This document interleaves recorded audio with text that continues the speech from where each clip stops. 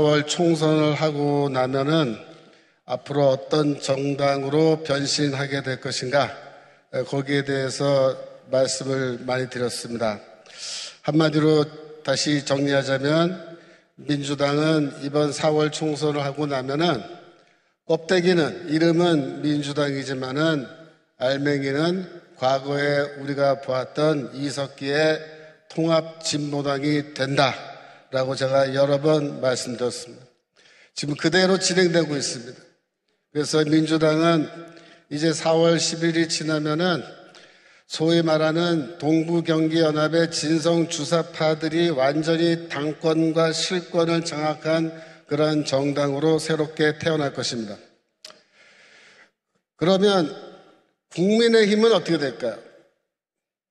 4월 총선이 지나면 국민의힘은 어떤 종류의 정당으로 우리 앞에 나타나게 될까요?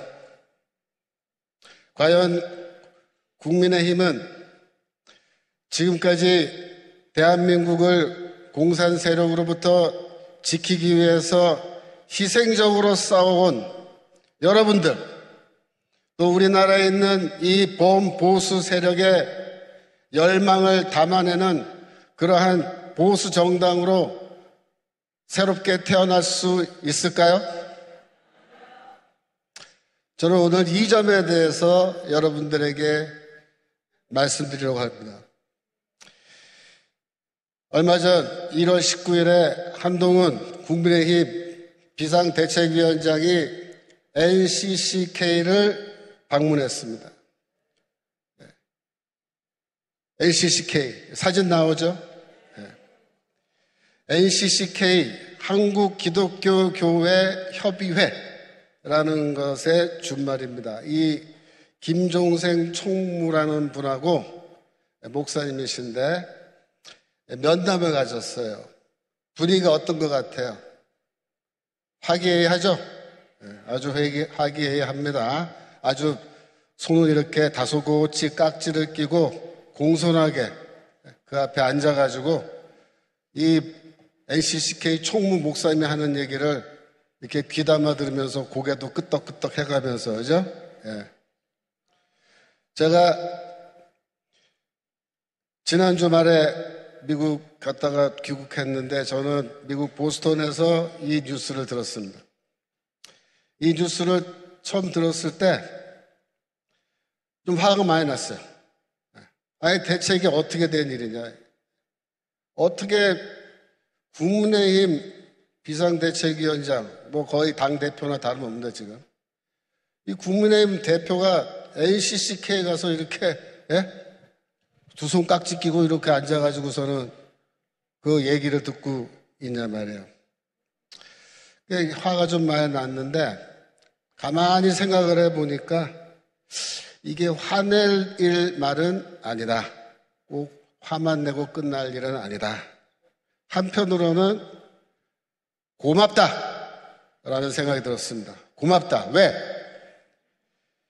NCCK를 방문함으로써 한동훈 선생의 머릿속에 어떤 생각이 들어있는지를 우리한테 분명하게 보여줬습니다.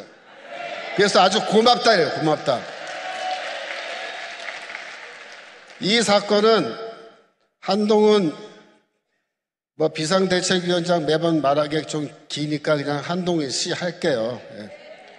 한동훈 씨가 앞으로 국민의힘을 어떤 종류의 어떤 모습의 정당으로 만들 것인지를 한 컷으로 아주 잘 보여준 사건이라 저는 그렇게 봅니다. 여러분, LCCK 한국교회협의회라는 것은 도대체 어떤 종류의 단체일까요? 영어로 LCCK는 The National Council of Churches in Korea, 한국 기독교 협의회를 이렇게 영어로 옮겨서 여기 빨간 글씨로 된 거 있잖아요. 그 NCCK. 그래서 그냥 편의상 한국 기독교 협의회를 NCCK라 그러는 거예요. 근데 이 NCCK가 있고 여러분 WCC 아세요? World Council of Churches라고 하는 이건 국제기구죠. 근데 이제 NCCK가 있고 WCC가 있는데 이 두 단체에 대해서 약간의 오해가 있어요. 여러분이 그 오해를 좀 풀고 가셔야 돼요. 많은 분들이 ACCK는 WCC의 산하단체다, 그렇게 오해를 많이 하세요. 사실은 아닙니다. WCC하고 ACCK는 완전히 별개의 조직이에요. WCC는 세계교회협의회라는 건데 에큐메니칼 운동이라는 걸 하기 위해서 1948년도에 만든 국제 조직입니다. 그래서 1948년은 2차 대전이 끝난 뒤 이제 뭐 한 3년 정도 지난 시점이잖아요. 근데 이걸 만들 때 뭘 본따서 만들었냐면 UN을 본따서 만든 교회 조직이에요. UN이 뭐예요? 전쟁 끝나고 나서 모든 이 세상의 국가들이 이제 전쟁 좀 그만하고 사이좋게 지내자. 그래가지고 유엔을 만들었잖아요. 그죠? 그걸 보고서 교회에서도 야, 우리도 유엔 같은 단체를 하나 만들면 좋겠다. 그래서 유엔은 1945년에 만들었고 이건 48년도에 암스테르담이라는 곳에서 교회들이 모여서 만든 겁니다. ACCK는 따로 역사가 있어요. WCC와 아무 상관없이 따로 만든 거예요. 우리나라에서. 그래서 ACCK는 WCC의 하부 조직은 아니다. WCC가 이렇게 하라고 지시사항을 내리면은 그 지시를 받아서 실행하는 그런 조직은 아니에요. 하지만 ACCK는 WCC와 상하관계 그런 것도 아니고 조직적으로 연결된 건 아니지만 내용 면에서 보면은 아주 비슷합니다. 내용 면에서. 무슨 말이냐? WCC가 하는 일하고 ACCK가 하는 일이 좀 비슷해요. 신학적으로 보면은 비슷해요. 그런데 좀 ACCK를 깊이 들여다보면 어떻게 좀 다르냐면 이 한국의 ACCK가 WCC보다 훨씬 더 과격해요. 신학적으로도 과격하고 정치적으로 훨씬 더 과격해요. 지금까지 ACCK가 도대체 어떤 일을 했느냐? 최근에 한 거 몇 가지만 예를 들어보겠습니다. 첫 번째로 노조법 2.3조 개정 촉구 성명서를 했습니다. 노조법 2, 3조가 뭐냐? 이게 지난번에 노랑봉투법 그런 거예요. 여러분이 들어는 보셨을 건데 구체적으로 내용이 뭔지는 아마도 잘들 모르실 텐데 몰라도 상관없어요. 어차피 윤석열 대통령이 거부권 행사해서 통과 안 됐어요. 근데 이 내용이 뭐냐면 이런 거예요. 쉽게 말하면 노동자들이 노조가 민주노총이 파업을 하고 회사에서 노동쟁의를 하잖아요. 그런데 현행법은 노조법이 그 노동쟁의를 하고 파업을 할 수 있는 이유, 사안이 한정돼 있어요. 그런데 이 개정법은 뭐냐면 개정안은 노조가 마음대로 파업하고 노조가 하고 싶으면 언제든지 노동쟁의를 할 수 있도록 대문을 활짝 열어주는 이 개정안이에요. 그래서 언제든지 마음만 먹으면 별의별 거를 다 이유로 삼아서 파업하고 노동쟁의할 수 있고, 두 번째로 노조가 파업을 할 때 회사의 시설, 기계, 공공기물을 마음대로 막 부시고 파손하고 막 그래요. 노동자들이. 그렇죠? 불도 지르고 막 유리창도 깨고 막 한단 말이에요. 근데 이렇게 하면 원래 안 되게 돼 있어요, 법적으로. 그런데 이 개정안은 이렇게 노동자들이 파업할 때 공장을 막 부시고 막 깨트리고 다 해도 회사가 노조에게 혹은 노동자에게 손해배상을 못하게 하는 그런 개정안이에요. 그러니까 마음대로 부셔라, 이거 마음대로 부셔라. 하고 싶으면 얼마든지 별의별 이유 다 돼서 마음대로 파업하고 부시고 해라, 이게.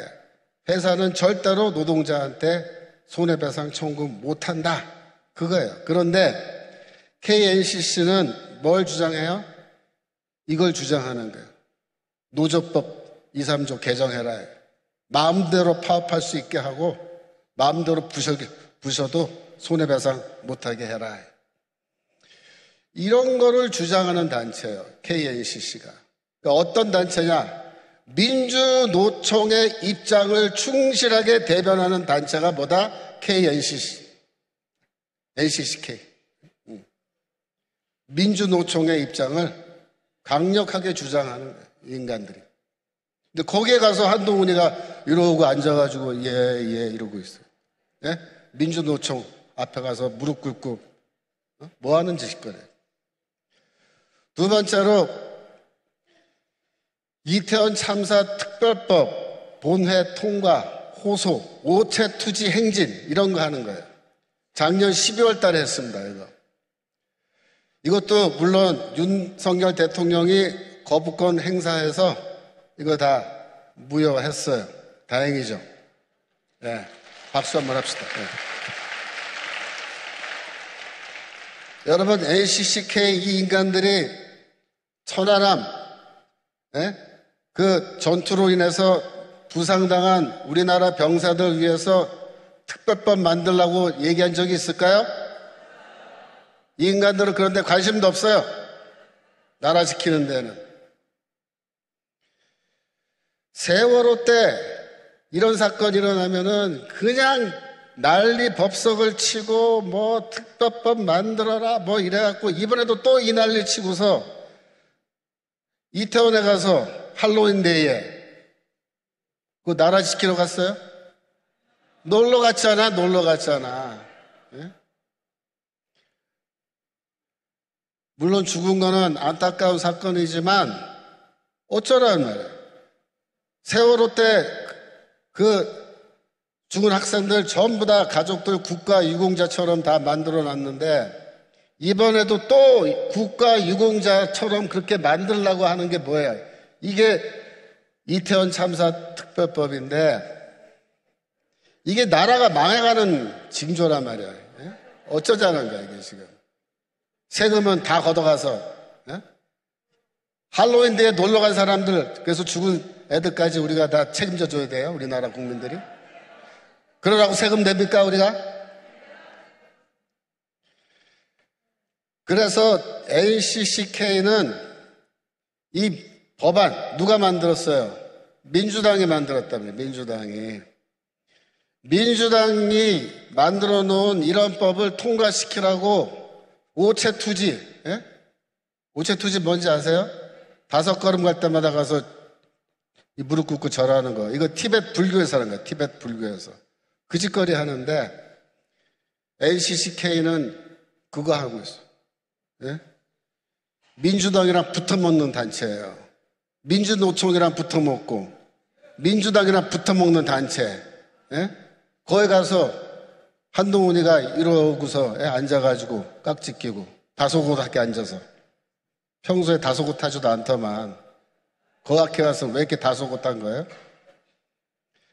세 번째로 NCCK가 뭐 했느냐 최근에 작년에 팔레스타인 하마스 알죠? 이스라엘 습격해가지고 어떻게 됐습니까? 예? 민간인 학살하고 어린아이들 죽이고 여자들은 강간하고 전부 다 포로로 잡아갔잖아요. 예? 그거 사건 터지자마자 팔레스타인과 연대해야 된다는 거예요. 팔레스타인. 예? 한국 사회, 시민사회 긴급행동이래. 긴급행동. 아니 이런 일에는 긴급하게 나서요. 이 NCCK가. 예? 여러분 NCCK 이거 정신 나간 놈들 아닙니까? 예? 아니 불시에 총 들고 들어와서 민간인들 습격해서 그 쏴 죽이고 말이야. 애들 죽이고 학살하고 강간하고 포로로 잡아가고. 근데 이 하마스에 대해서 NCCK는 비판을 안 하는 거예요. 제가 뒤져봤어요. 팔레스타인 하마스의 이런 잘못된 행동에 대해서 비판하는 그 했나 안 했나? 안 해요. 기록이 없어요. 그런데 반대로 뭐야? 그 죽인 팔레스타인. 그들과 우리가 연대해야 된다고 기자회견하는 거예요. 저기서 종각 앞에서. LCCK는 하마스, 레바논의 헤즈볼라, 예멘의 후티 반군, 그죠? 그 뒤에 이란, 그 뒤에 또 누가 있어요? 북한, 또 중국. 이런 세력과 연대해서 자기들은 싸우겠다는 거예요. 우리의 적들과 싸우겠다는 거예요. 쉽게 말하면. 근데 이런 걸 보면요, 이 좌파들은 도덕적 판단을 못해요. 아니, 이 하마스가 그렇게 아무리 그게 있어도 원한이 있어도 그렇지, 불시에 쳐들어와서 민간인들 총으로 쏴 죽이고 포로로 잡아가고 그런 거는 도덕적으로, 인간적으로 우리가 인륜을 놓고 얘기했을 때 이건 잘못된 거란 말이에요. 국제사회가 다 비난하고 이건 잘못됐다고 얘기하는데 이 LCCK는 뭐야? 그들과 연대하자는 거예요. 그들과 함께 하겠다는 거예요.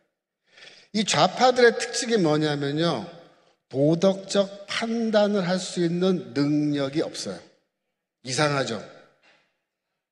조국 사태 때도 보세요. 그 애들 대학 보내고 의대 보내고 하겠다고 공문서 위조하고 입시 부정을 그렇게 다 저질러 놓고도, 그게 다 까발려졌는데도 조국이 옳다는 거예요. 조국이가. 그래서 조국 옹호 집회 하잖아요. 서초동 가서. 그 사람들 도덕적 판단의 능력이 완전히 없어진 거예요. 근데 왜 그런지 아셔야 돼요, 여러분. 왜 그런지 아세요? 좀 이상하지 않아요? 이상하죠? 근데 이유를 알려드릴게요.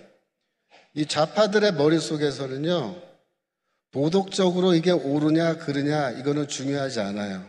뭐가 중요하냐면 아군이냐 적군이냐 이게 중요해요. 아군이냐 적군이냐. 아군이면은, 그래서 조국이는 뭐야? 조국 문제 딱 터졌을 때 우리는 어떻게 생각해? 이게 옳으냐 틀리냐, 잘못된 거다 아니다, 그렇게 생각하잖아요. 근데 얘네들은 어떻게 생각해?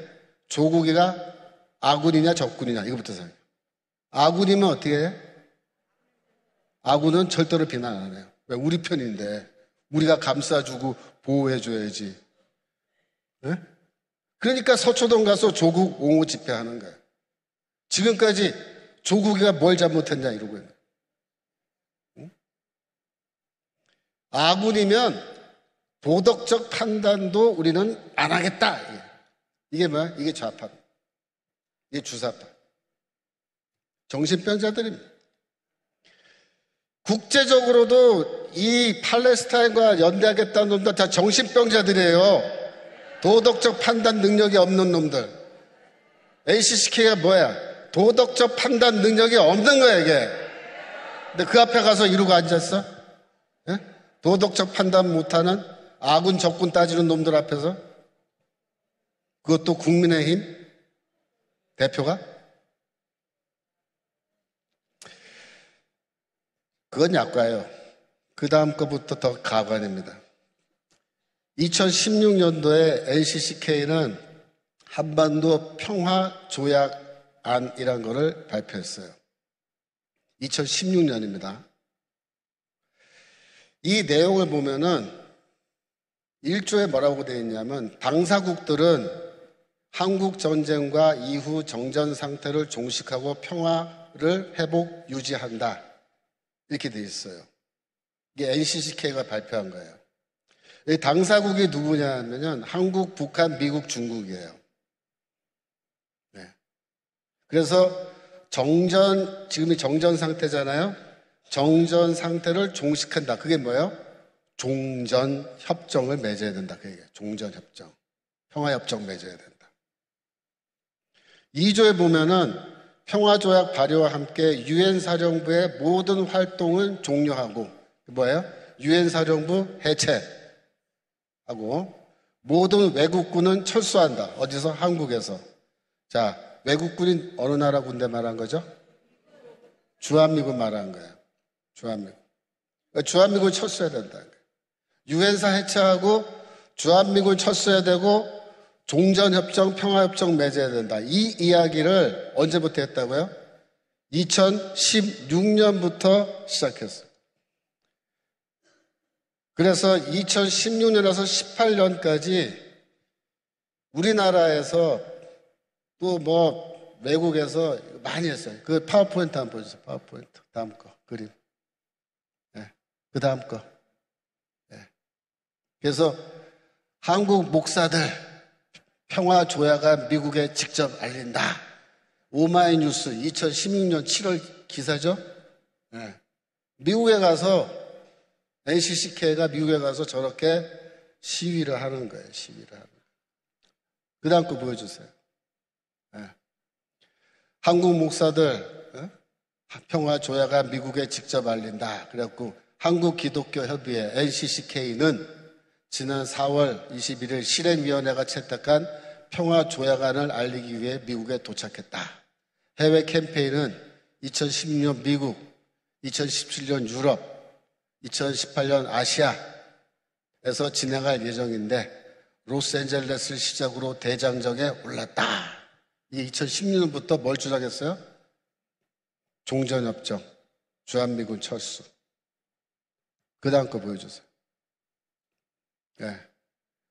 그래가지고 최근 지금 2024년인데 작년 23년도 거예요. 이거는 한반도 종전 평화 캠페인이란 걸 했어요. 작년도에 계속 하는 거야. 2016, 17, 18, 19, 20, 21, 22, 23, 24 금년도도 지금 저거 하고 있는 거예요. 계속해서. 네? 그래갖고 저렇게 행진하잖아요. 넘겨보세요. 네. 전쟁 반대. 주한미군 철수하라고. 그 다음 거. 그래갖고 뉴욕에 있는 유엔 건물 앞에서 이렇게 한반도 평화 대행진하고. 그러니까 우리 정가은 목사님만 미국 가서 활동하시는 게 아니고 NCCK도 가가지고 저 난리 치고 있는 거예요. 목사들이. 그 다음 거 넘겨보세요. 이거는 한반도 종전 평화 서명운동. 서명 받았어요. 서명. 우리만 서명하는 게 아니고 쟤네들도 NCCK도 연락에 서명 받아가지고 어떻게 했느냐. 그 다음 거 넘겨보세요. 저렇게 서명 받아가지고 수녀님도 계시고 뭐 목사님도 계시고 난리죠. 그래가지고 어떻게 했어요? 그 다음 거. 미국의 상하원 의원실을 방문했어요. 그래갖고 End the Korean War 보이세요?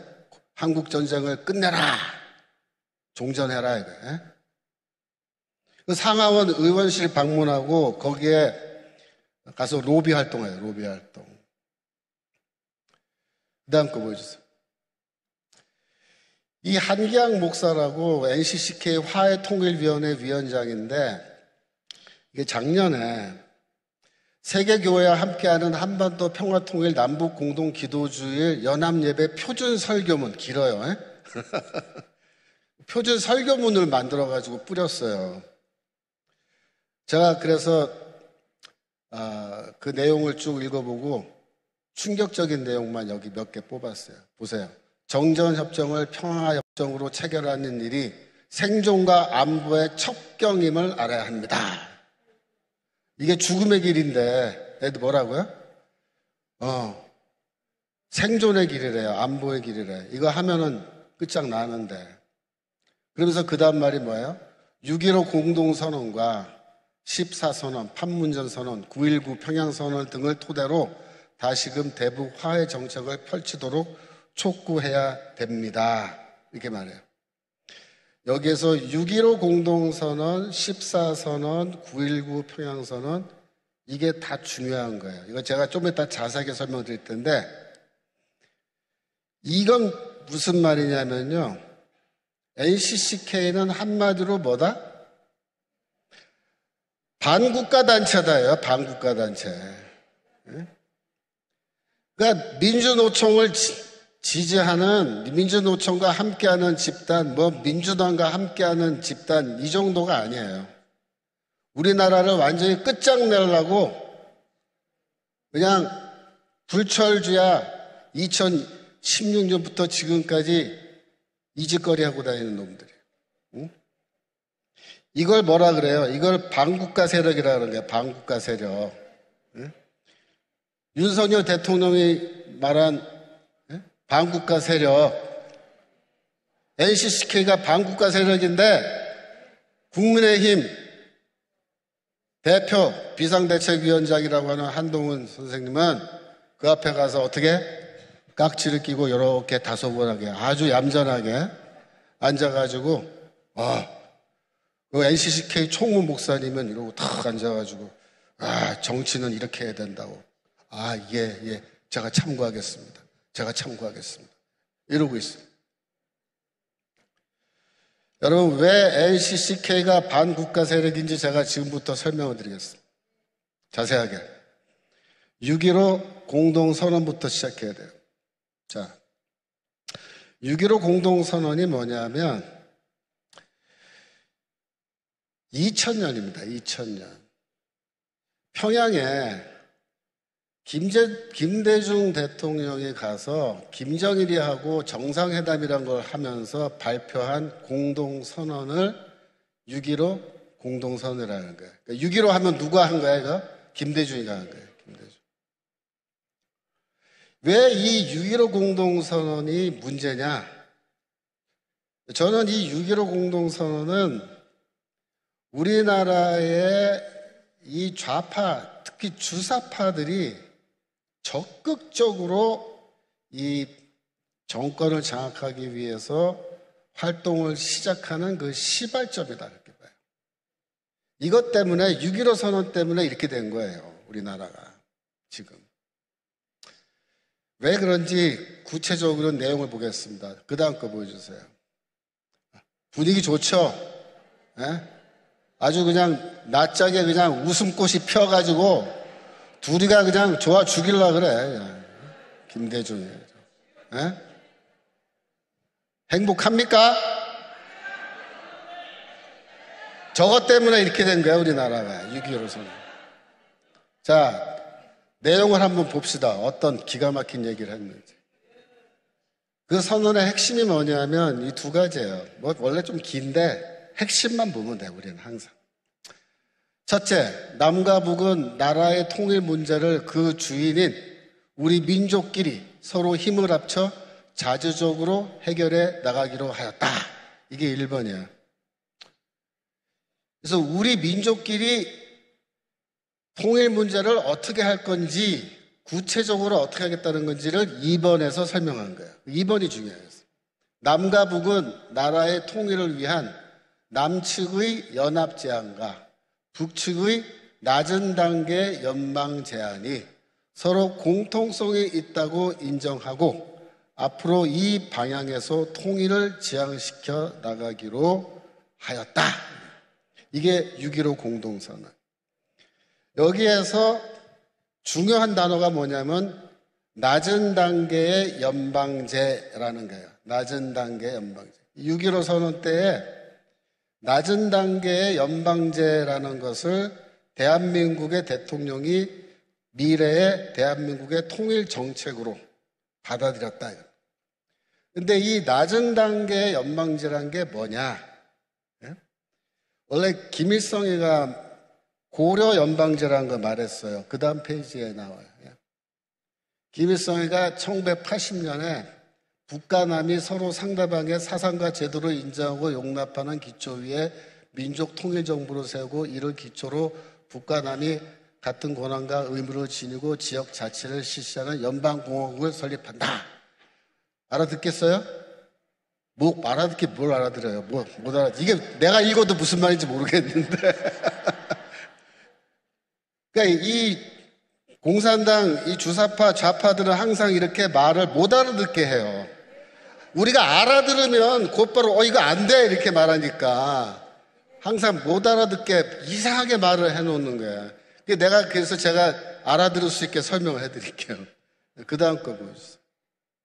자, 현재 상태는요. 사실상 우리나라는 북한하고 이국가 이체제죠. 여러분 오해하지 마세요. 헌법에는 뭐라고 되어 있어요? 대한민국의 영토는 한반도와 부속도서로 돼 있어요. 북한 땅도 우리나라 땅이야. 북한 김정은이 정권은 뭐야 저거? 불법 단체, 불법. 우리나라 영토를 불법으로 장악하고 지금 있는 불법 단체라 그러는데, 그래서 북한은 우리는 아직 국가로 인정하진 않아요. 우리나라의 헌법은 절대로 인정해주면 안 돼요. 북한은. 그러니까 이 다음에 연방제로 가려면 주사파들은 항상 뭘 하려고 하냐면 북한을 독립된 국가로 인정해 주자 이렇게 주장할 겁니다. 그래서 헌법에다가 그걸 집어넣자 이렇게 할 거예요. 최근에 김정은이가 우리는 이제 무력으로 남조선 통일하는 거 포기한다. 이런 말로 하면서 우리는 이제 남한을 국가로 인정하겠다. 그렇게 얘기죠. 우리도 국가로 인정해달라 그 얘기예요. 그래서 그 말에 속아 넘어가서 그래 우리도 북한은 국가로 인정해주자. 그러면요 그게 뭐냐면은 이제 낮은 단계 연방제로 가는 첫 번째 단추를 딱 끼는 거예요. 절대 그거 해주면 안 돼요. 여하튼 그러나 지금 사실상은 이제 두 개의 국가, 두 개의 체제죠. 공산주의, 우리는 민주주의, 자유민주주의. 자, 그런데 김일성이가 말하는 고려연방제는 뭐냐면 1국가 1체제예요. 1국가 1체제. 그게 고려연방제. 그러면 2국가 2체제에서 갑자기 1국가 1체제로 가기 힘들죠. 그래서 과도적 단계로 가는 게 뭐냐면 낮은 단계의 연방제. 1국가 2체제라. 그게 무슨 말이냐면 나라는 하나로 하자. 하나로. 그 나라 이름을 대한조선민국으로 하든지 뭘 하든지 그거는 나라 이름을 하나로 해놓고 남과 북의 각각의 정부를 놔두자. 그러니까 한 지붕 두 가족 하자. 쉽게 말하면 한 지붕 두 가족. 그게 뭐예요? 낮은 단계 연방제. 지금은 두 지붕 두 가족이에요. 그래서 일단 그렇게 해놓고 그 다음에 두 개의 체제를 한 개의 체제로 합치자 이거예요. 그러면 자유민주주의 체제랑 공산주의 체제랑 합쳐져요? 자유민주 공산제 할까요? 그런 건 없어요. 네? 그러니까 일체제로 간다는 건 무슨 말이에요? 공산체제로 가겠다는 뜻이에요. 한반도가 완전히 공산화되는 거예요, 그게. 그래서 지금 우리를 살살 꼬시는 게 이게 낮은 단계 연방제예요. 이거를 하려고 지난번에 조국이가 또 문재인 정부 시절에 헌법 개정하려고 했던 거예요. 헌법 개정했는데 내용 보니까 어떻게 됐어요? 저 낮은 단계 연방제 1국가 2체제 얘기는 사실 못 넣었어요. 걔네들이. 아직은 그렇게까지 대담하게 못 넣었는데 그 대신에 뭘 했냐면 지방자치제를 대규모로 하는 걸 집어넣었어요. 근데 지방자치제 하는 것도 이게 연방제로 가는 준비 단계예요. 왜냐? 중앙정부를 약화시켜야 된단 말이에요. 지방정부를 강화시키고. 그래야 북한 입장에서는 통일에 더 길이 쉬워진다 이거죠. 지방자치제 확대한다 이거 좋은 거 아니에요 지금. 절대로. 위험한 겁니다. 그래서 얘네들이 낮은 단계 연방제로 만약 가면은 이 대통령은 그죠? 국가의 대통령은 한 사람 하자 이렇게 할 거예요 나중에. 그래가지고 남과 북의 지방 정부를 둔다 이렇게 가는 거예요. 아시겠어요? 그러니까 남과 북의 공통의 대통령을 놓는다 그럴 때 남북한이 선거할 거야. 대통령 선거. 그죠? 그러면 누가 이길 것 같아요? 이재명이랑 김정은이가 대통령 후보로 나와서 붙으면 누가 이길 것 같아요? 당연히 김정은이가 이겨요. 대통령 뽑혀요. 북한은 무조건 100% 나온다. 100%. 네. 그래서 이렇게 가는 거야. 연방제는 뭐다? 남한을 공산화하기 위한 준비 단계로 속임수로 지금 이렇게 하는 건데 이것에 동의하게 온 게 뭐냐? 6.15 선언이에요. 누가? 김대중. 이렇게 가자는 거예요. 미친놈이에요, 미친놈. 김대중. 어? 정신 나간 놈. 그래가지고 이게 왜 문제가 되냐면 6.15 선언이. 자, 그 다음에 보세요. 이게 뭐냐 하면은, 자, 2000년에야, 2000년. 기억하기 좋죠. 2000년에 6.15 선언이 있었어요. 근데 재밌는 현상이 2001년도에 우리나라에 주사파 모임이, 대규모 모임이 여기서 열린 거예요. 이 충청북도 괴산군 군자산이라는 곳에 거기 연수원이 하나 있어요. 거기에 모여서 2001년 민족민주전선 일꾼 전진대회, 이렇게 민족민주전선 일꾼 전진대회. 이게 뭐냐면요, 우리나라에 있는 NL이라 그래요. NL. 쉽게 말하면 주사파 계열의 모든 조직의 대표자들만 700명이 모였어요. 주사파가 다 모이면요, 한 20몇만 명 돼요. 네, 일꾼들이. 이거는 700명. 그러니까는 조직의 대표자들만 700명이 모인 거예요. 근데 언제 모였냐면 2001년이에요. 그러니까 6.15 선언 있고 그 다음 해에 모였는데, 이 모임에서 자기들이 군자산의 약속이라고 하는 문서를 만들어요. 그거를 걔네들은 처음에 어떻게 발표했냐면 9월 태제라고 이렇게 발표를 했어요. 별명이 군자산의 약속이에요. 정식 이름은 9월 태제예요.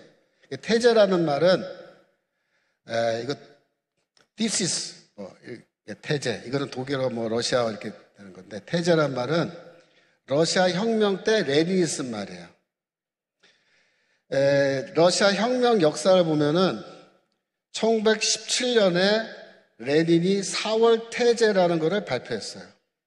이 4월 태제가 뭐냐면은 볼셰비키 정당 내부의 지침입니다. 혁명운동 지침. 레닌이 직접 쓴 거예요. 내용이 뭐냐면 모든 권력은 소비에트에 집중해야 된다. 그래갖고 소비에트 운동으로 가요. 이 볼셰비키 정당이 소비에트를 만드는, 소비에트를 중심으로 뭉쳐야 된다. 그걸 주장한 게 4월 태제인데, 이 4월 태제 때문에 러시아 혁명이 성공했습니다. 그래서 무슨 4월 태제, 이건 9월 태제죠. 무슨 몇 월 태제 이런 건 뭐예요? 혁명을 위한 중앙당의 긴급 지시문을 말한 거예요. 아시겠어요? 9월 태제. 그래서 그 내용이 이제 웹사이트에 보면은 나와 있는데 내용이 길어요. 여러분들은 그거 읽다 보면 다 잠아서 다 자요. 주무셔요. 제가 중요한 것만 또 쪽집게 가외 해드릴게요. 자, 첫 번째 중요한 게 뭐냐면 이런 문장이 나와요. 6.15 공동선언 이후 가까울 시일 안에 낮은 단계 연방제 통일이 실현되고, 이렇게 되어 있습니다. 자, 김대중이 가서 6.15 선언 사인하고 왔잖아요. 그래서 우리 정가은 목사님이 우리나라 대통령 3명이 연방제 통일안에 도장 찍고 왔다, 사진 사인하고 왔다, 그 얘기가 이 얘기예요. 첫 번째 사인을 말한 거예요. 이게. 그 뒤에 노무현이 갔다 온 거, 문재인이 갔다 온 거는 이거 전부 다 김대중이 해놓은 거를 추인한 거야. 다시 인정한 거야. 그래서 이 주사파들이 모여가지고 이 9월 태제 선언문을 쓰는데 뭐라 하냐면 이제 머지않아서 낮은 단계 연방제 통일이 실현될 거다, 이렇게 얘기해요. 향후 10년을 저주해서 자주적 민주정부가 수립됨으로써 연방 통일 조국을 완성할 수 있는 승리의 길이 열렸다. 고려 연방제 10년 안에 이룰 수 있다, 그렇게 얘기합니다. 그러면 어떻게 이걸 실현시킬 거냐? 낮은 단계 연방제를. 그 다음에 답이 나와요. 3년 내에 광범위한 대중조직화를 통한 민족민주정당을 건설하라, 이게. 민족민주정당 건설하라. 그래서 10년 내에 자주적 민주정부의 연방조국 통일을 건설하자. 이게 9월 태제 핵심이에요. 자, 여기서 민족민주정당이라고 나왔잖아요. 그걸 건설하라고. 이게 핵심이에요. 이게 뭘 말하는 거냐면, 하나 더 내려보세요. 그 다음 거. 중요한 게 하나 빠졌네. 앞으로 다시 가서.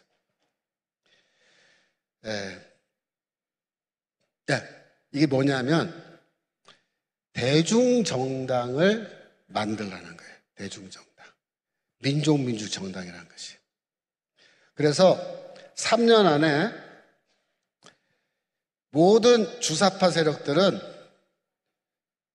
대중정당을 만들든지 직접 아니면 기존에 있는 대중정당에 침투해서 그 정당을 주사파 정당으로 만들어라. 이게 9월 태제예요. 여러분, 이게 굉장히 중요한 포인트예요. 여러분. 왜냐하면 2000년에 김대중이 북한 가서 6.15 선언하고 그 다음에 남한의 주사파한테 뭐라고 지령이 내려왔냐면 이제부터는 대중정당을 만들고 대중정당에 침투해서 그 정당을 장악해라. 이렇게 북한에서 지시가 내려온 거예요. 그 지시를 알려주는 게 저 군자산 모임이에요. 이게 처음 딱 떨어졌을 때 주사파 애들이 굉장히 당황했어요. 왜 당황했냐면 주사파 애들은 지금까지 뭘 했냐면 지하 조직 만들었어요. 지하 조직. 대중정당 만든 적이 없어요. 지하 정당, 그죠? 지하 정당. 이런 걸 만들었어요. 근데 주사파 애들이 대중정당을 만드는 거는 해본 적도 없고 할 생각도 없었어요. 애들이. 그랬는데 북한에서 뭐라 그랬냐면 이제부터는 뭐 해야 된다? 정당을 만들고 너희가 정당에 침투한다. 그렇게 지시가 내려온 거예요. 그래서 이것 때문에 주사파 내부에서 처음에 토론이 굉장히 심각하게 토론했어요. 어떤 사람들은 반대했어요. 주사파들이. 우리는 이거 안 한다 그래서. 못한다. 해본 적도 없고 할 줄도 모르고 왜 하는지 모르겠다. 근데 어떻게 돼요? 이거 북쪽의 지시란 말이야. 시키면 무조건 해야 돼요. 그죠? 그러니까 종북 세력은 북한의 명령에 순종한다 안 한다? 순종한다. 결국은 순종한다. 그래서 얘네들이 이제 시작을 한 거야. 그래서 첫 번째로 한 게 뭐냐면 넘겨주세요. 경기동부연합이 민노당을 장악한 겁니다. 2004년도에 장악했어요. 즉 무슨 말이냐면 군자산의 약속 9월 태제 발표하고 나서 경기동부연합 애들이 그 당시 민중노동당입니다. 민중노동당에 당원 가입을 한 거예요. 개떼같이 몰려가서 당원 가입을 한 거예요. 그래가지고 밀고 들어가서 전당대회 때 뒤집어 엎은 거예요. 당권을 장악한 거예요. 이게 2004년도에 경기동부연합의 민노당 접수 사건이라고 합니다. 그래서 이 민노당이란 거는 원래 주사파 정당이 아니에요. 진보 정당인데 이 경기동부연합에 들어가서 완전히 장악했어요.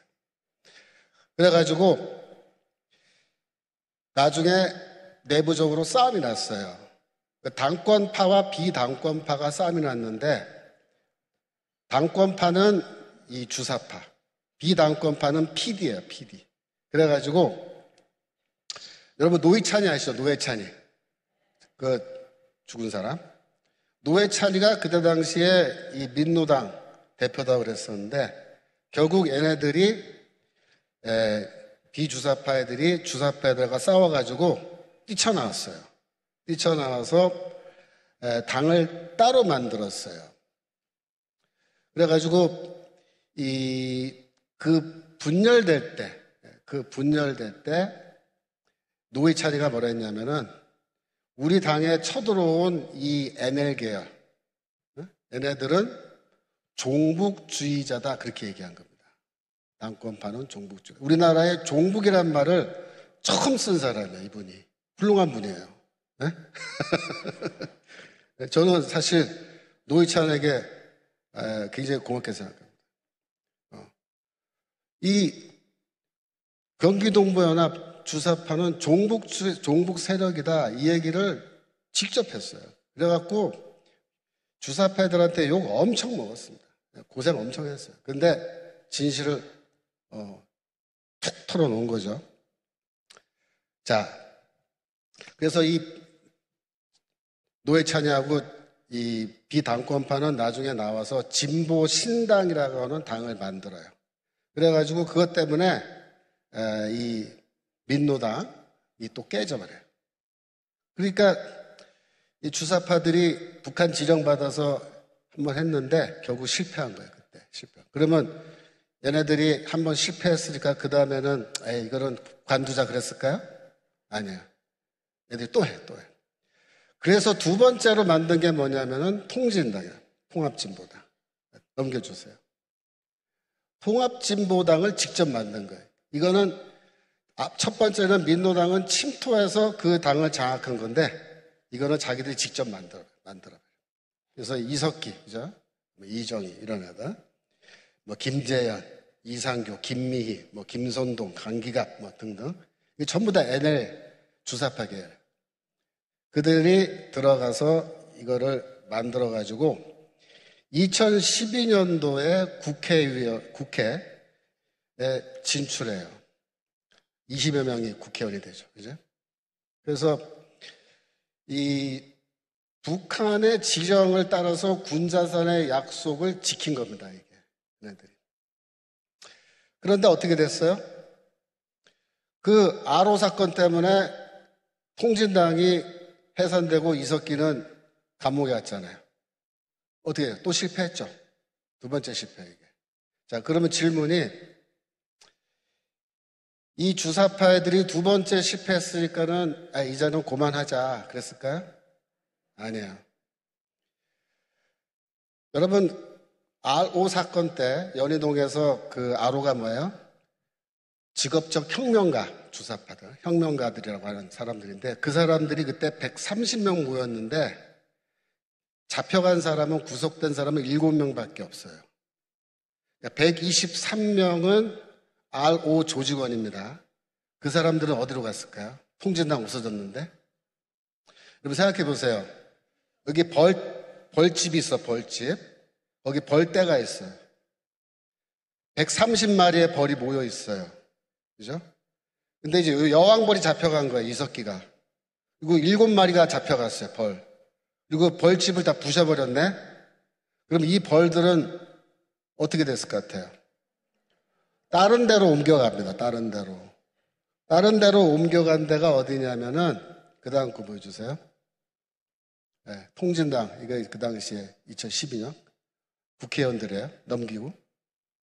아로 사건이죠. 여러분 잘 아시죠? 넘어가고. 통진당 해산 결정했고, 2014년에. 2016년에 새정치민주연합, 지금의 민주당이에요. 근데 분당 사태가 일어나요. 싸움이 나가지고 안철수, 김한길 등 비주류가 탈당해서 국민의당을 결성하고, 그죠? 남은 사람들이 더불어민주당으로 당명을 바꾼 거예요. 그래서 이제 더불어민주당이 그때부터 시작된 거예요. 그때 문재인이가 당대표가 됐어요. 근데 2016년도에 국회의원 선거가 있었습니다. 생각해 보세요. 국회의원 선거해야 되는데 많이 나갔어요. 네? 국민의당으로 다 나가버렸어요. 어떻게 해야 돼? 젊은 피를 수혈해야 된다. 그러잖아요. 젊은 피를. 그래갖고 인재 영입을 했는데 거기에 누가 많이 들었을 것 같아요? 누가? 네? 이 벌떼들이 글로 나가는 거예요. 벌떼들이 글로 몰려가는 거예요. 그래서 통진당 해산된 다음에 이 인간들이 지금의 민주당 쪽으로 다 몰려간 겁니다. 물론 한꺼번에 다 들어가서 국회의원 나가지 못했어요. 하지만은 그때부터 꾸준히 들어간 거예요. 2016년에 주사파들이 국회에 많이 진출하고 20년도에 또 한 번 2차 물갈이에서 또 들어가고, 그죠? 세 번째. 3차 물갈이가 뭐냐? 지금 하고 있는 게 3차 물갈이에요. 예.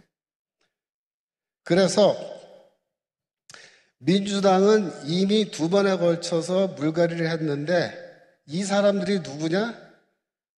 바로 군자산의 약속, 그죠? 9월 태자라고 하는 북한의 지령을 받고 기존 정당, 대중정당에 침투해서 당을 장악하라라고 하는 명령을 받은 이 주사파 애들이 지금 마지막 물갈이에서 들어가서 당을 장악하는 거예요. 보세요. 그동안에는 주사파가 민주당 안에 있었지만 당권을 장악하지 못했어요. 근데 이제는 어떻게 됐다? 당권을 장악하는 거예요.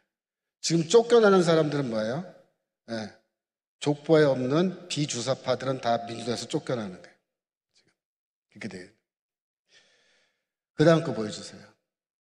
네. 그 다음 거. 그래서 이 문재인 대통령 그 전부터 한결같이 연방제를 이렇게 좋아해요. 그래서 이 지금 민주당 좌파들, 주사파는 말할 것도 없고, 그래서 2011년도에 뭐라 그랬냐면 김대중 노무현 정권을 거치면서 남북이 평화통일에 가까워졌다. 국가연합 혹은 낮은 단계 연방제에 이룰 수 있다는 희망을 품을 정도가 됐다. 12년에 김대중 전 대통령 3주기 추모식 때 그때 대선 후보였어요.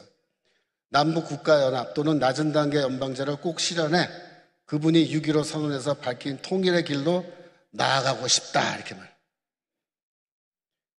2017년 4월 25일 대선 후보 TV 토론에 나와서 뭐라고 얘기했냐면 낮은 단계 연방제는 우리가 주장하는 국가연합과 거의 다르지 않다고 생각한다. 그래서 내가 대통령 되면은 낮은 단계 연방제 추진하겠다 이렇게 얘기한 거예요. 그러면 이재명이는 어떠냐? 이재명. 그 다음 넘겨주세요. 네. 문재인은 2017년 대선 공약에 낮은 단계 연방제 포함했어요. 제가 그때 2017년도 선거 끝나고 문재인이가 대통령 된 다음에 저희 학교 교수한테 내가 뭐라고 얘기했냐면 큰일 났다. 문재인이가 대통령 됐는데 앞으로 이 낮은 단계 연방제 이거 한다고 그랬는데 어떻게 하면 좋은지 나 걱정이다 그랬더니 그 교수가 나한테 뭐라 했냐면 문재인이가 낮은 단계의 연방제를 주장했을 리가 없다는 거예요. 그 사람이 문재인 찍은 사람이에요. 근데 문재인 자기 찍어놓고 내가 그 얘기하니까 김 교수 무슨 말을 하는 거야. 문재인이가 무슨 낮은 단계 연방제를 해. 그럴 리가 없어 그러는 거예요. 기가 막혀. 그래서 내가 웹사이트 들어가서 한번 보라고. 그 선거 대통령 공약에 낮은 단계 연방제가 포함되어 있습니다. 그럴 리가 없대요. 끝까지. 그런 인간들이 교수합니다. 우리나라. 그러니까 망하는 거예요. 이재명이는 문재인 정부의 외교, 국방, 이 정책을 자기는 충실히 다 계승하겠다. 그렇게 이미 선언했습니다. 그래서 낮은 단계 연방제는 이미 다 포함되어 있는 거예요. 이재명이 대통령 선거 공약에. 자, 이렇게 되어 있는데 NCCK라고 하는 이 단체는 지금 우리가 쭉 살펴본 것처럼 그죠? 낮은 단계 연방제는 물론이고 평화협정, 종전협정 해가지고 주한미군 철수하고 북한에 나라 넘기자고 하는 이런 이적 단체인데 그런 단체에 가서 한동훈 대표는 무슨 생각으로 그 앞에 이렇게 앉아서 내내 하면서 이야기를 듣고 왔냐. 자, 그래서 이제 본론도 들어가겠습니다. 대체 무슨 생각 갖고 있는지 제가 그 생각을 다 여러분 앞에 공개해 드리겠어요. 자, 결론부터 말씀드립니다. 결론은 그들은 누구냐면 한동훈의 사람들이야. 한동훈의 사람들. 한동훈의 사람들은 정통 보수 세력을 국민의힘에서 추방하고 좌파 친화적인 중도 노선을 걷는 정당으로 만들려고 하는 겁니다. 네. 이게 한동훈 개인의 생각인지 아니면은 한동훈이는 그렇게 생각 안 하는데 주변 사람들이 그렇게 이런 생각을 갖고 그렇게 한동훈이를 끌고 가는 건지 그거는 아직 조금 애매한 점이 있긴 있어요. 하지만 분명한 것은 한동훈과 함께하는 사람들은 국민의힘이란 정당을 어떤 정당으로 만들 것인지 지금 매우 분명하게 우리한테 사인을 주고 있어요. 무슨 말이냐면은 국민의힘 정당의 이념적 성격을 지금 바꾸려고 한다. 그게 지금 뭐다? 지금 국민의힘 비상대책위원회가 하려고 하는 거다. 월간조선 뉴스룸이라고 하는데 기사가 있어요. 권세진 기자가 쓴 건데 정치인 한동훈의 모든 것이라고 하는 기사입니다. 제가 그 기사에 있는 걸 인용했는데 한 장관의 그러니까 한동훈이죠. 서울법대 동기 A씨의 이야기다. 그래서 한동훈이 정치를 시작할 때는 여느 보수 진영 정치인처럼 윤석열 정부의 성공을 위해서라거나 민주당의 입법 독재를 막기 위해서라는 이유를 내놓지 않을 것이다. 무슨 말이에요? 윤석열 정부의 성공을 위해서 정치인으로 나서는 게 아닐 거다 이렇게 얘기하는 거예요. 친한 친구가 그렇게 얘기해요.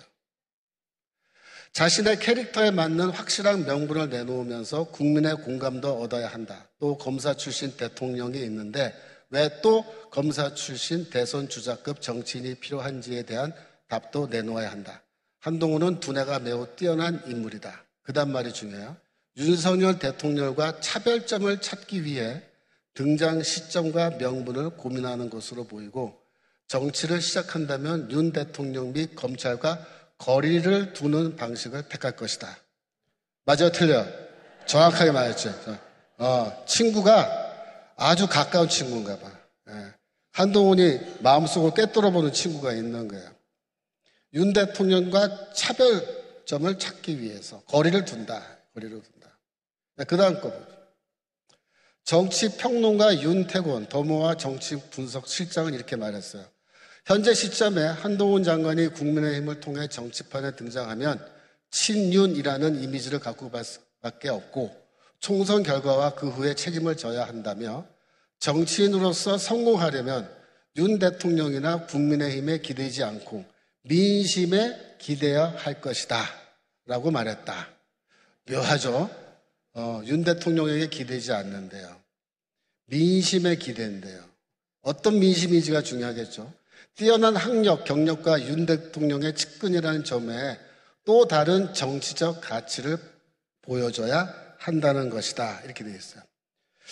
제가 이 기사를 읽고 나서 뭘 했냐면은 한동훈 그 비상대책위원장 수락할 때 연설한 거 있어요. 아세요? 그때 수락 연설을 준비해서 자기가 직접 썼대요, 그거는. 그래서 인터넷에 가면 다 있어요. 제가 다 읽어봤어요. 제가 뭐 하는 사람이에요, 여러분? 제가 뭐 하는 사람이에요? 제가 장신대에서 성경 가르치는 사람, 신약 성경, 바울 서신. 그러니까 저는 밥만 먹고 뭐만 해요? 남이 써놓은 거 읽으면서 이게 무슨 뜻인지 해석하는 거. 그게 제 직업이에요. 제가 이제 한동훈이가 쓴 편지가 아니고, 바울 서신이 아니고, 한동훈의 이 연설문, 이걸 제가 밑줄 그어가면서 읽었어요. 무슨 뜻인가. 자, 중요한 대목이 있습니다. 이렇게 얘기합니다. 국민의힘은 자유민주주의에 대한 선의만 있다면 다양한 생각을 가진 사람들이 되도록 많이 모일 때 비로소 강해지고 유능해지고 그래서 국민의 삶이 나아질 수 있게 하는 정당입니다. 국민의힘은 다양한 생각을 가진 국민께 헌신할, 신뢰할 수 있는 실력 있는 분들을 국민들께서 선택하실 수 있게 하겠습니다. 여러분 잘 보세요. 다양한 생각이란 말이 2번 나왔습니다. 다양한 생각. 제가 여기다 밑줄을 딱 치고, 그죠? 대체 다양한 생각이 무슨 뜻이지? 예? 다양한 생각이 무슨 뜻일까요? 이거 제가 많이 고민했는데 정답은 아주 쉽게 찾아집니다. 알려드릴까요? 다양한 생각이라는 말이 무슨 뜻인지 알고 싶으면 비상대책위원회의 김경률이를 보면 딱 정답이 나와요. 김경률이가 바로 그 정답이에요. 다양한 생각의 정답. 그죠? 이런 얘기예요. 국민의힘에 김경률이 같이 우리와 좀 다른 생각을 갖고 있는 사람들을 다양하게 많이 모을수록 국민의힘 정당은 더 훌륭한 정당이 된다라는 거예요. 김경률이가 뭐라 그랬어요? 김건희 여사를 말이 뭐 앙뚜아네트라고 부르고 뭐 평지풍파 일으키고 뭐 어디 지역구에 자기가 국회의원으로 출마하겠다 그러고 또 지금은 출마 안 한다 그러고 막 색 난리치고 있잖아요. 근데 한동훈이가 김경률이 내보내 안 내보내요? 안 내보내죠. 사람들이 그래요. 김경률이 좀 내보내지 저 왜 안 내보낼까? 제가 왜 안 내보내는지 이유를 알려드릴게요. 김경률이라는 사람은 한동훈에게 어떤 사람이냐?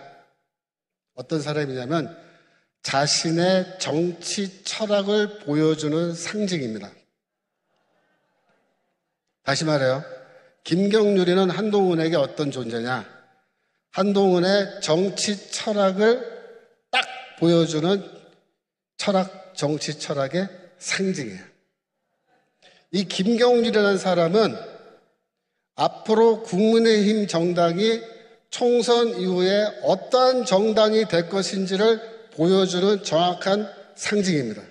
그래서 안 내보내요. 알겠어요? 맞아요? 틀려요? 제가 이거 찾아내려고 연구 많이 했어요. 감사합니다. 여러분, 김경률은요, 회계사예요, 회계사. 참여연대 출신인 거 아시죠?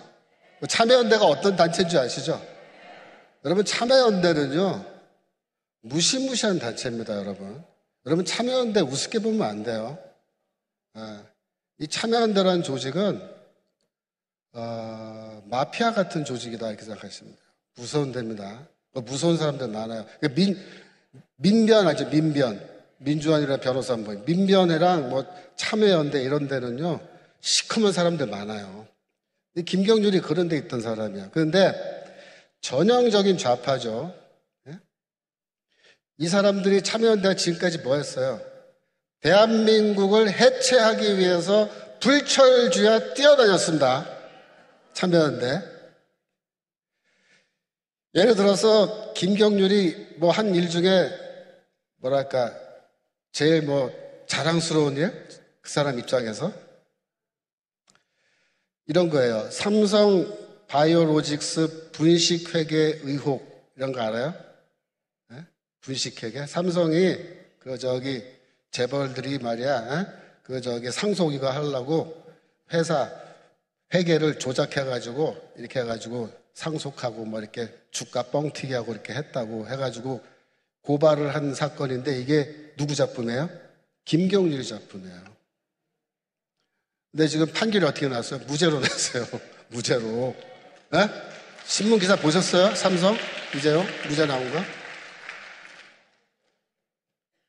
이런 거 하는 사람이에요. 그 다음에 국민연금 지배구조 개선 자문위원회 분과위원장 이런 거 했어요. 말이 좀 어렵죠. 국민연금 지배구조 개선 자문위원회 분과위원장. 이게 뭐 하는 거냐면요. 국민연금 아시죠? 여러분들 국민연금 내시잖아요. 돈이 어마어마하게 있잖아요. 그 돈으로 뭐 해요? 주식 투자해요. 주식. 그래서 이 우리나라의 기업들은요, 국민연금 돈으로 주식을 사면요, 아주 쉽게 그 회사의 지배적인 지분을 가질 수 있어요. 아시겠어요? 그래갖고 이 문재인 정부 때 이 좌파 애들이 어떻게 했냐면 기업 사냥을 한 거예요. 기업 사냥. 대한항공 왜 넘어갔습니까? 네? 대한항공. 이거 국민연금 돈으로 기업 사냥한 거예요. 주식 다 사가지고 주주총회 할 때 사장 나가라 그러고 우리가 원하는 사장 세우고 막 그러는 거예요.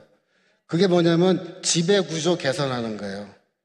요거 하는 사람이야, 회계사 가서. 이거 대한민국 해체하고 우리나라의 대기업들 해체해서 좌파들한테 다 먹잇감으로 주어가지고 낙하산 인사 타고 들어가서 그거 다 해먹으라고 일하는 거 그게 뭐예요? 국민연금 지배구조 개선위원회인데 거기 자문위원회 분과위원장이었어요. 김경률. 네. 근데 여기 국민의힘에 모셔다 놓을 때 왜 모셔다 놨냐면 이재명 대장동 사건에 대해서 이재명이가 대장동에서 5,500억 성남시에서 환수했다라는 거는 거짓말이다. 그 얘기한 거야. 누가? 김경률이가. 그래서 그 말 한마디 때문에 이 국민의힘에 들어와 있는 거예요. 사실. 자, 잘 보세요. 이 김경률이는 좌파입니다.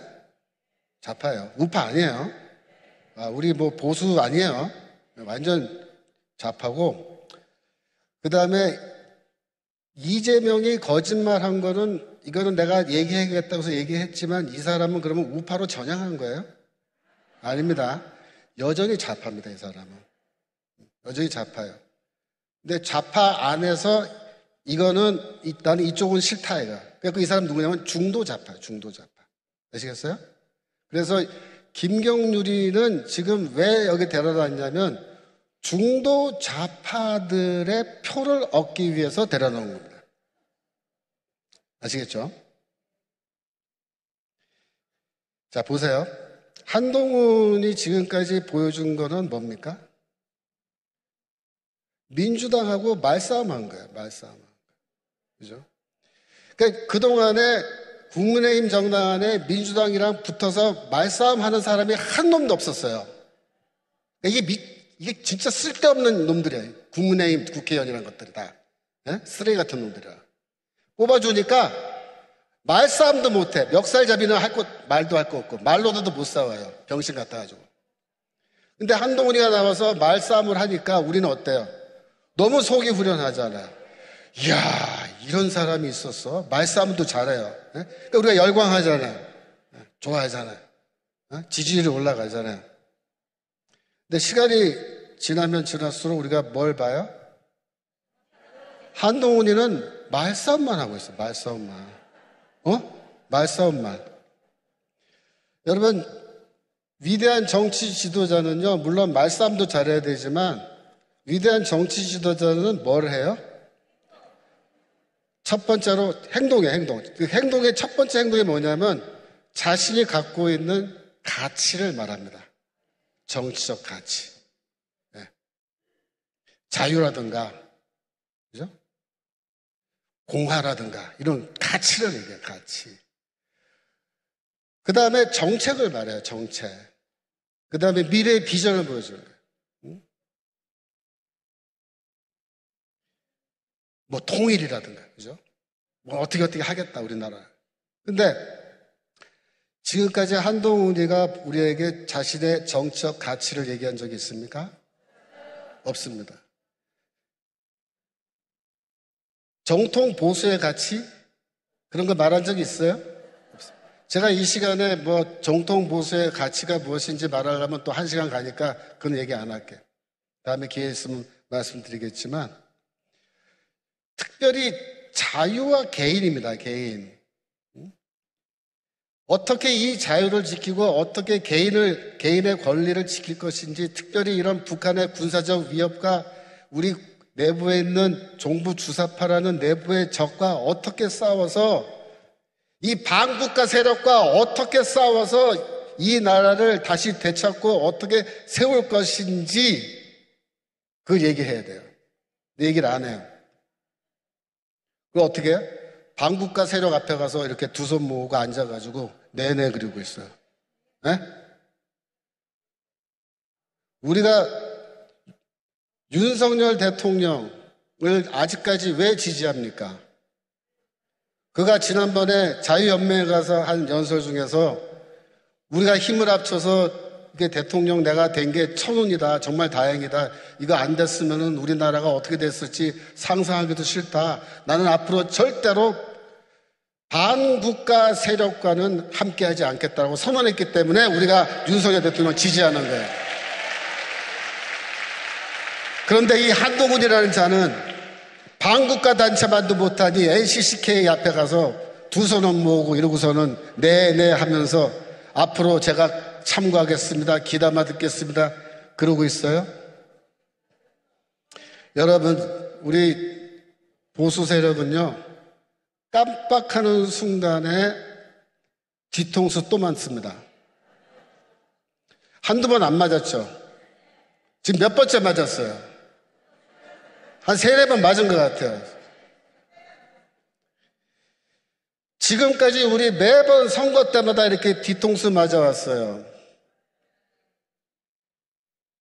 집토끼, 산토끼 얘기 아시죠? 네. 지금 한동훈이는 뭐라고 생각하냐면 집토끼 나가도 좋답니다. 집토끼 필요 없다예요, 지금. 그런 쪽으로 가고 있어요. 우리는 산토끼 정당을 할 거다. 산토끼 정당. 우리 산토끼 모아서도 얼마든지 이길 수 있고 앞으로 이 산토끼를 모아서 이 국민의힘 정당을 만들 거다.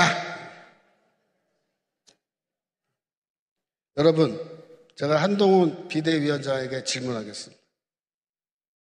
또 그 주변에 함께 계시는 분들에게 제가 물어보고 싶어요. 보수는 싫어요? 네? 진보 세력이 그렇게 좋아요? 정통 보수는 뭐 우중충 합니까? 네? 진보 인사들한테 둘러싸여서 뭐 진보단체 이런 거 반국가 단체 네? 그런 거 방문하면은 뭐 세련된 정치인이라고 칭찬받을 것 같아요? 누구한테 칭찬받아요? 좌파들한테 칭찬받지. 그렇게 칭찬 들으니까 신이 나요? 선거 이길 것 같습니까? 착각하지 마세요.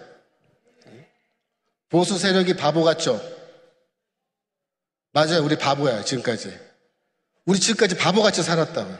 네? 정말이에요. 지금까지 바보같이 살았고 바보같이 투표했어요. 하지만 이제는 더 이상 안 속는다. 안 속는다.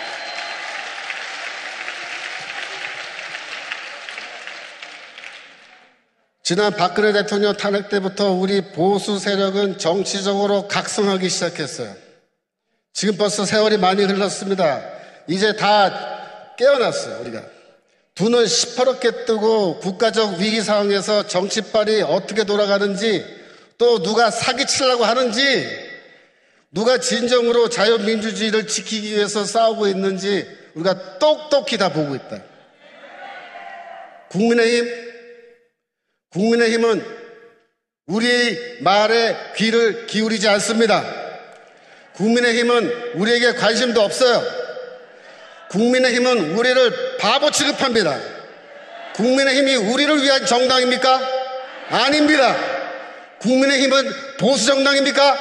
아닙니다. 국민의힘은 보수의 간판을 붙이고 사기꾼처럼 우리의 등을 쳐먹고 우리를 이용해 먹고, 그래서 자기들은 국회의원 배지를 달고 우리를 또 바보로 만들고 우리를 배신하고 이 나라를 좌파들에게 팔아넘기는 정당입니다.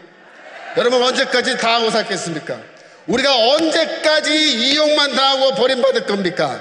대체 몇 번이나 속아야 비로소 우리 보수 세력은 깨달을 수 있는 겁니까?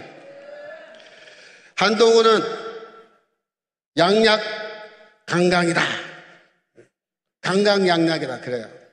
뭐 민주당 정치인들에게는 강하고 국민들에게는 약하다. 이렇게 말합니다. 국민을 섬기고 국민에게 무릎을 꿇고 국민의 말에 순종하고 그 뜻에 따라 정치하겠다고 그렇게 이야기합니다.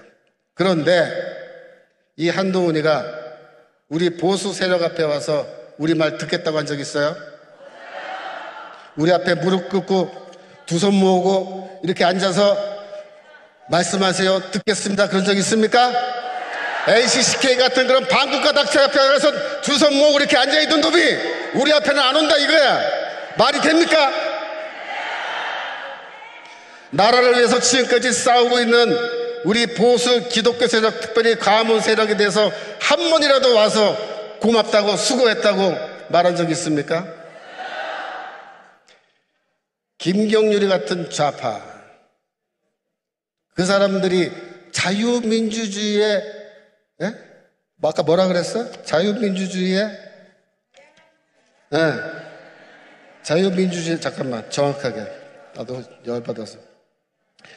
자유민주주의에 대한 선의만 있다면, 다양한 생각을 가진 사람들이, 김경률이는 그러면은 자유민주주의에 대해서 선의, 좋게 생각하는 거예요. 선이라는 거는.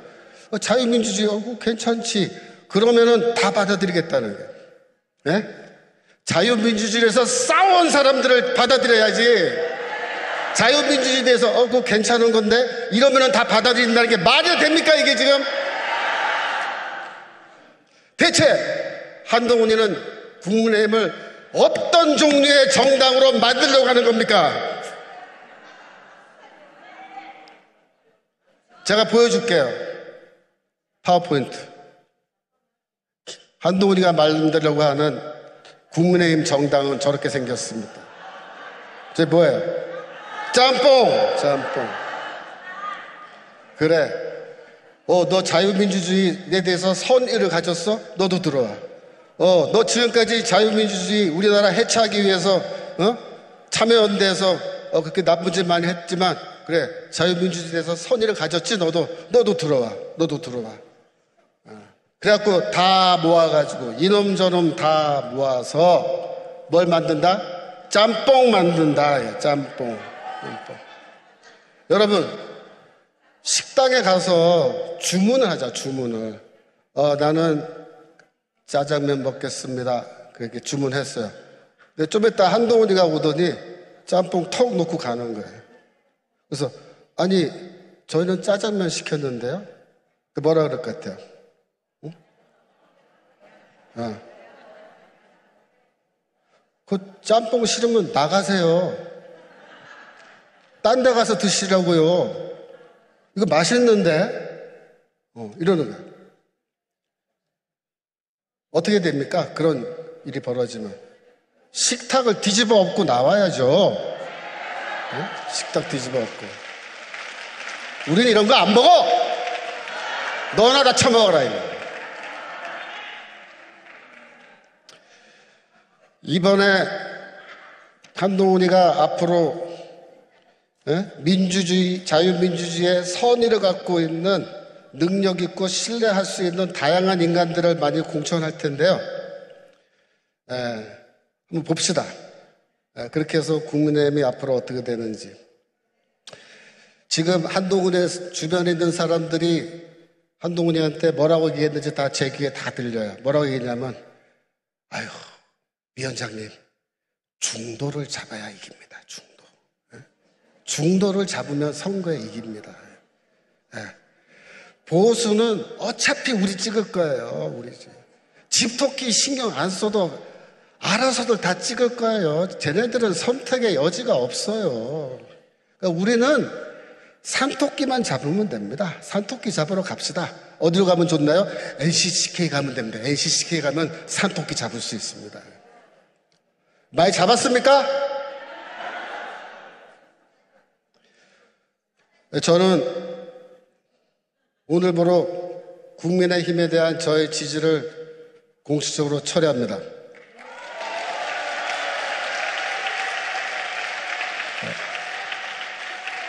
보수의 가치를 공유하지 않는 국민의힘 같은 쓰레기 같은 정당은 나의 정당이 될 수가 없어요. 저는 지금까지 국민의힘 찍었습니다. 매번 찍었어요. 그러나 이제는 국민의힘을 버리기로 결정했습니다. 왜냐? 그 이유가 중요해요. 저는 미래를 바라보는데 총선 후에 국민의힘은 더 이상 보수정당이 아닙니다. 중도정당으로 탈바꿈합니다. 우리나라의 정치 지형에서 보수정당은 행방불명 될 것입니다. 없어집니다. 사라집니다. 여러분, 우리나라 정치 지형에서 보수 정당이 사라지고 나면 여러분 좋아요? 어떻게 하면 좋아요? 정당 없이 살아요? 맨날 저 병신 같은 국민의힘 또 찍어주면서 살아갈 거예요? 이제는 우리가 제대로 된 보수 정당을 만들어야 합니다. 우리가 제대로 된 보수 정당을 만들지 않으면 그 누구도 우리를 위해서 만들어주지 않을 겁니다. 보수 세력은, 대한민국의 보수 세력은 지금 시대적 사명을 갖고 있습니다. 그 시대적 사명은 뭐냐면 제대로 된 보수 정당을 만들어내는 것입니다. 여러분, 정당을 만든다는 것, 그건 어렵습니다. 쉽지 않습니다. 하지만 이미 만들었나요? 정강 목사님.